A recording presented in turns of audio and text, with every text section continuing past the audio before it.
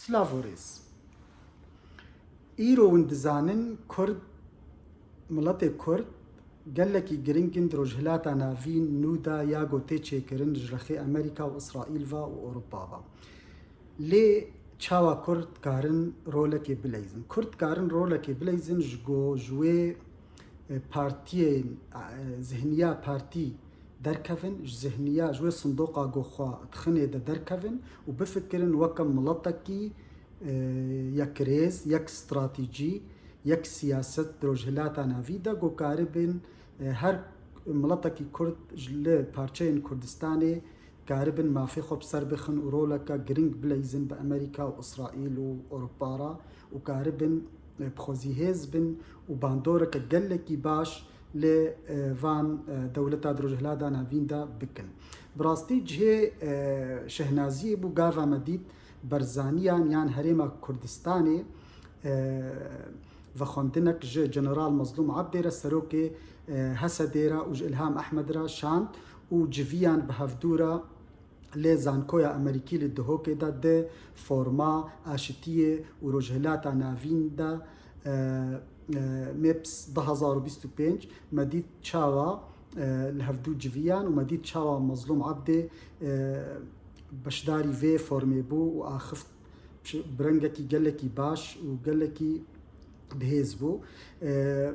Lê nameyên vê civata got çêbû di navbera berzaniya da û General Mazlûm Abdê û İlham Ehmed da û serkirdeyên enekesê çi nama ji vêna tê şandin ji piştî vê civata got serket. Namayeke mîn ji miletê Kurd re ya dibêje dibê em Kurd yekin û em Kurd em her tim mê bi hev re bin û em ê karibin bi hevdûre kar bikin ji bo dijminê Kurd û Kurdistan nikaribin çavsoriyê û zulmê berdewam bikin dijî miletê Kurd li çi parçeyê Kurdistanê bê. Nameya di duan ji Tirkiye re ya tê xuyakirin îro rola Herêma Kurdistanê û bi taybet serokê Herêma Kurdistanê Nîçîrvan Barzanî roleke gelekî giring dileyîzê di navbera Ocalan da PKK û hikûmeta Tirkiye de ji bo projeya aşitiyê û rawestandina şer di navbera PKK û Tirkan da bêsekinandin û miletê Kurd di Bakurî Kurdistanê de karibin mafê xwe netewî û yê hiqûqî û însanî bi dest bixin. Lê ji Tirkiye tê xwestin got bi zelalî û bi rastî alîkar bê û kar bike PKK re û bi Herêma Kurdistanê re ji bo ev proje herê serî û bi serkevê û şer bisekinê û ji ber got Tirkiye ketiye astangiyeka mezin da û dizanê rojhilata navîn tê guhertin û tê avakirin ji nû ve û ew nexşeya Sykes-Picot yan 100 salî xilas bû û ji ber wilo Tirkiye ketiye metirsiyekê de û bi hacetê Kurdan e got karibê xwe biparêzê diriya bêjê bê Kurd miletekin û mafeya Tirkiye de hene û karibê çareser bike birengekî zelalî. Nameya di duwa ji rejîma Ehmed Şer'a re yan Colanî re ya dê xuyakirin û Kurd yekrêzin û pêşmerga û Hesedê yekin û gava got heger hikûmeta Ehmed Şer'a difikirê ya zihniyeta xwe de bêjê bê ez ê birexekî eskerî ez ê êrîşî Rojavayê Kurdistanê bikim û ez ê Hesedê biperçiqênim û ez ê wanakê bi dengê tifingê kontrol bikim ji bo hikûmeta Şamê ya demkî karibê Rojavayê Kurdistanê û Reqa û Dêra zorê kontrol bike û bixêbin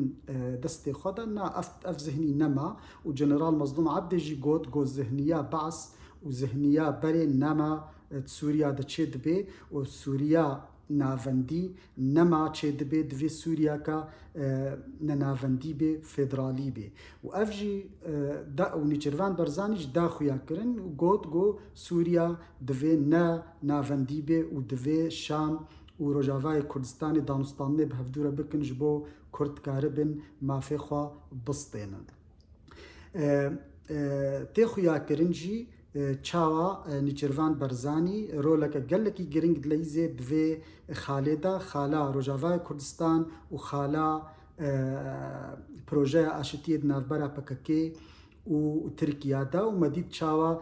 وزیر دروا یه امریکا مارکو روبیو بریا دمکه سپاسیه که تایبت جنی چروان برزانی را شاند سرویرو لا گرنگ و یا گلکی باش گو لیزه دروجلاتا ناویدا دوی واریدا نامادی ترجی دچیج رژیما ایرانی را رژیما ایرانی وند زانن کتیا آستانگی گلکی خراب دا و مدید چاوا اسرائیل و امریکا او جفد خست او تشتين جو إيران بيك تانين سوريا دو لبنان دو هندروي إسرائيل دا جي بشتي حفتة أكتوبر هاتا جوهرتن وإيرو أمريكا وإسرائيل كاردكن بجهاني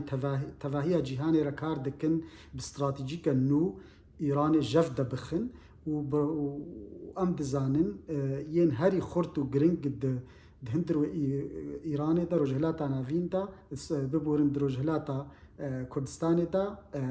کردن جبر ولو اف جواتا گلدهو که چی بو نامه که رژیم ایرانی ریاجی کرد کارن بهورا گوهرتنه که چیکن درجهلاتا ناوین و کرد ایرو شریک و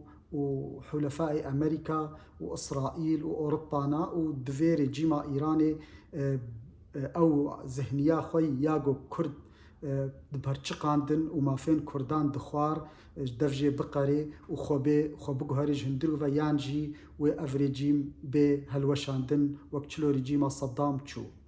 ناما دی ترجیج بغداد رج حکومتا بغداد ر وند زانن هل بجارتنين بغدادين عراقي خلاص بون و کرد بسركتن و افجه شهنازيه و ايرو سياسة مداري عرب إيد عراقي دا حمو بحاجتي هوليرنا وسليمانينا جبو كاربن حكومتك آفابكن ليه او ذهنيا كفن جو